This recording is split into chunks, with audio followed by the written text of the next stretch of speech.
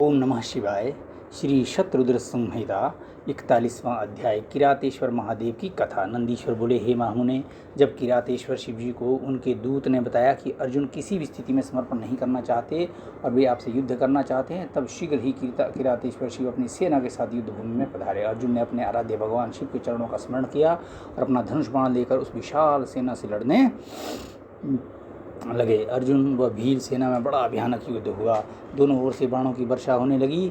अर्जुन, जो कि महान धनुर्धारी कहे जाते हैं, ने अपने बाणों से सारी गण सेना को पल भर में ही परेशान कर दिया। फिर क्या था, कुछ ही देर में सभी शिवगण अपने प्राणों की रक्षा हेतु युद्ध भूमि से इधर उधर हो गए, परंतु अर्जुन के बाण न रुके।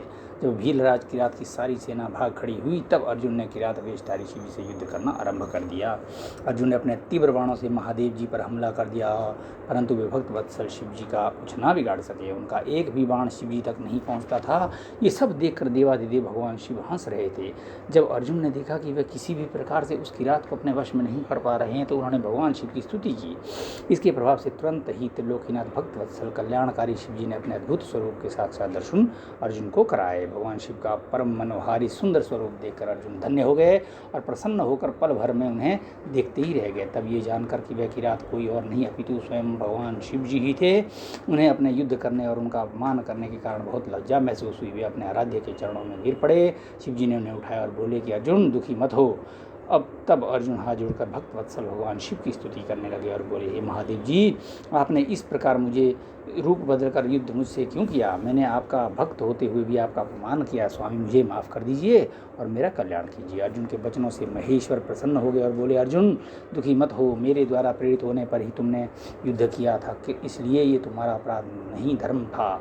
मैं तुम पर प्रसन्न हूँ। कहो पुत्र, किस कारण से तुम इतनी घोर तपस्या और साधना कर रहे थे? मैं तुम्हारी इच्छा पूर्ण करने का वचन देता हूँ। शिव जी के ऐसे वचन सुनकर अर्जुन ने शिव जी की स्तुति आरंभ कर दी। अर्जुन बोले, हे देवादिदेव कैलाशपति सदाशिव, मैं आपको नमस्कार करता हूँ। हाथों में डमरू और त्रिशूल धारण करने वाले, गले में मुंड माला, शरीर पर बागंबर ओढ़े, गले में सर्पों की माला, मस्तक पर चंद्रमा और जटाओं में पतित पावनी श्री गंगा को धारण करने वाले कल्याणकारी शिव शंकर को मैं नमस्कार करता हूँ। भगवान, मैं आपका एक छोटा सा भक्त हूँ और आप इस संसार के ईश्वर हैं। भला मैं कैसे आपके गुणों का वर्णन कर सकता हूँ? जिस प्रकार बारिश की बूंदों और आकाश के तारों को नहीं गिना जा सकता, उसी प्रकार आपके गुणों की गणना कर पाना असंभव है। प्रभु, मैं आपका दास हूँ, आपकी शरण में आया हूँ। मुझ पर अपनी कृपा दृष्टि सदा बनाए रखिए। आप तो अंतर्यामी हैं, अपने भक्तों के विषय में सब कुछ जानते हैं। प्रभु, हम पर आए इस घोर संकट को दूर कीजिए। ये कहकर अर्जुन मस्तक झुकाकर चुपचाप खड़े हो गए। अपने भक्त की स्तुति से हर्षित होकर शिव जी बोले, हे अर्जुन, अपनी सारी चिंताएं त्याग दो। तुम्हारे कुल का कल्याण अवश्य होगा, तुम्हें सब कुछ मिल जाएगा। थोड़ा धैर्य रखो। ये कहकर शिव जी ने अर्जुन को अमोघ पशुपात अस्त्र प्रदान किया। फिर अर्जुन को युद्ध में विजय पाने और शत्रुओं का नाश करने का वर प्रदान किया। साथ ही शिव जी ने उनकी सहायता हेतु श्री कृष्ण जी को भी सहयोग करने के लिए कहा। तत्पश्चात अर्जुन को आशीर्वाद देकर भगवान शिव वहाँ से अंतर्धान हो गए। शिव जी के जाने के उपरांत अर्जुन भी प्रसन्नतापूर्वक अपने आश्रम को लौट गए और जाकर अपने भाइयों को अपनी तपस्या सिद्धि और वर प्राप्ति के बारे में बताया, जिससे जानकर वे बहुत प्रसन्न हुए। अर्जुन की तपस्या पूर्ण होने के विषय में जानकर श्री कृष्ण उनसे मिलने आए और बोले, इसलिए कि मैंने कहा था कि शिव भक्ति सभी कष्टों को दूर करने वाली है। मुने, इस प्रकार मैंने आपको शिव जी के किरात अवतार का वर्णन सुनाया है। ये सब कामना को पूरा करने वाला है। 42वां अध्याय। द्वादश ज्योतिर्लिंग। नंदीश्वर बोले, हे सनत कुमार जी, अब मैं आपको सर्वव्यापी भगवान शिव के 12 ज्योतिर्लिंग रूपी अवतारों के बारे में बताता हूँ। सौराष्ट्र में सोमनाथ, श्रीशैल में मल्लिकार्जुन, उज्जैनी में महाकालेश्वर, ओंकार में अपरेश्वर, हिमालय पर केदार, डाकिनी में भीमशंकर, काशी में विश्वनाथ, गोमती तट पर अम्बकेश्वर, चिताभूमि में वैद्यनाथ, दारुक वन में नागेश, सेतुबंध में रामेश्वर तथा शिवालय में घुष्मेश्वर नामक 12 अवतार हैं। जो मनुष्य शुद्ध हृदय और भक्ति भावना से इन ज्योतिर्लिंगों का पूजन और दर्शन करता है, उसे परम आनंद की प्राप्ति होती है। वह जो शिव जी के प्रथम ज्योतिर्लिंग सोमनाथ का सच्चे हृदय से पूजन करता है, उसके सभी रोगों जैसे क्षय, कुष्ठ आदि का नाश होता है। उसके सारे पाप धुल जाते हैं और उसे भुक्ति व मुक्ति प्राप्त होती है। श्रीशैल में स्थित दूसरे ज्योतिर्लिंग मल्लिकार्जुन के दर्शनों से मनोवांछित फल की प्राप्ति होती है तथा सब दुखों का नाश होता है एवं सुख मिलता है। पुत्र प्राप्ति की इच्छा पूर्ति के लिए इस लिंग की स्तुति की जाती है। उज्जैनी में स्थित तीसरा ज्योतिर्लिंग महाकालेश्वर नाम से जग विख्यात है। अपने एक ब्राह्मण भक्त वेद के आह्वान पर प्रकट होकर शिव जी ने दूषण नामक असुर का वध किया था, तत्पश्चात वहीं स्थित हो गए, इसलिए इस ज्योतिर्लिंग को महाकालेश्वर कहा गया है। इसके दर्शन से मनुष्यों की सारी कामनाएं पूरी होती हैं। चौथा ओंकार नामक ज्योतिर्लिंग है। विंध्यगिरि ने भक्ति भाव से विधिपूर्वक पार्थिव लिंग स्थापित किया। विंध्य की भक्ति से प्रसन्न होकर शिव जी उसी लिंग से प्रकट हुए और दो रूपों में विभक्त हो गए। तभी से ओंकारेश्वर नामक लिंग ओंकार और परमेश्वर नामों से प्रसिद्ध हुआ। इसका दर्शन करने से भक्तों की अभिलाषा पूरी होती है। भगवान शिव के 5वें अवतार के रूप में केदार स्थित केदारेश्वर ज्योतिर्लिंग है। वहाँ श्री हरि के नर नारायण अवतार की प्रार्थना पर वे वहाँ विराजे।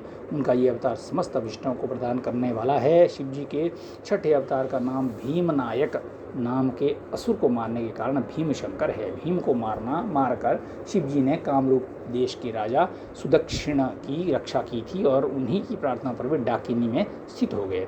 शिव जी का ये अवतार ब्रह्मांड को भोग और मोक्ष देने वाला है। शिव जी का 7वां विश्वेश्वर नामक अवतार काशी में हुआ है। इस अवतार की आराधना ब्रह्मा विष्णु भैरव सहित सभी देवता करते हैं। इसको पूजने अथवा इसका नाम जपने वाले मनुष्य कर्म बंधन से छूटकर मोक्ष के भागी होते हैं। चंद्रशेखर भगवान शिव का 8वां अवतार त्र्यंबक नाम से सुविख्यात है और गोमती नदी के किनारे गौतम ऋषि की प्रार्थना और कामना से हुआ है। इस ज्योतिर्लिंग के दर्शन और स्पर्श से सब कामनाएं पूर्ण होती है और मृत्यु पश्चात मुक्ति मिलती है। पवित्र पावनी गंगा गौतम ऋषि के स्नेहवश गौतमी के नाम से प्रवाहित हुई। 9वां वैद्यनाथ अवतार शिव जी ने धारण किया। अनेक लीला करने वाले त्रिलोकीनाथ भगवान शिव रावण के लिए आविर्भूत हुए और चिता भूमि में ज्योतिर्लिंग रूप में स्थित होकर वैद्यनाथेश्वर नाम से प्रसिद्ध हुए। उनके दर्शनों से भोग और मोक्ष की प्राप्ति होती है। भगवान शिव का 10वां नागेश्वर अवतार अयोध्या में हुआ है। इस अवतार में शिव जी ने दारुक नामक असुर को मारकर अपने एक वैश्य भक्त सुप्रिय की रक्षा की थी। शिव जी के इस लिंग का दर्शन और पूजन से महापातकों का समूह नष्ट हो जाता है। देवादिदेव महादेव जी का 11वां अवतार सेतुबंध में रामेश्वर अवतार कहलाता है। सीता जी को वापस लाने के लिए लंका जाते समय समुद्र तट पर श्री रामचंद्र ने इस लिंग को स्थापित कर भगवान शिव की आराधना अर्चना की थी। उनकी प्रार्थना पर शिव जी इस ज्योतिर्लिंग में स्थित हुए। रामेश्वर लिंग को गंगा जल से स्नान कराने वाले मनुष्य को जीवन के बंधनों से मुक्ति मिल जाती है। उसे परम दिव्य ज्ञान की प्राप्ति होती है। ये ज्योतिर्लिंग भोग तथा मुक्ति प्रदान करने वाला है। इसका पूजन देव दुर्लभ कैवल्य मोक्ष प्रदान करता है। इसी प्रकार शिव जी का घूष्मेश्वर नामक 12वां अवतार है, जिसमें उन्होंने अपने प्रिय भक्त घुष्मा को आनंद दिया। दक्षिण दिशा में देवलोक के निकट शिव जी सरोवर में प्रकट हुए। घुष्मा ने अपने पुत्र को पुनर्जीवित करने हेतु शिव जी की तपस्या की थी। तब उसकी भक्ति से प्रसन्न होकर महादेव जी ने उसके पुत्र को जीवित किया एवं उसकी प्रार्थना पर वही ज्योतिर्लिंग के रूप में स्थित होकर घुष्मेश्वर नाम से विख्यात हुए।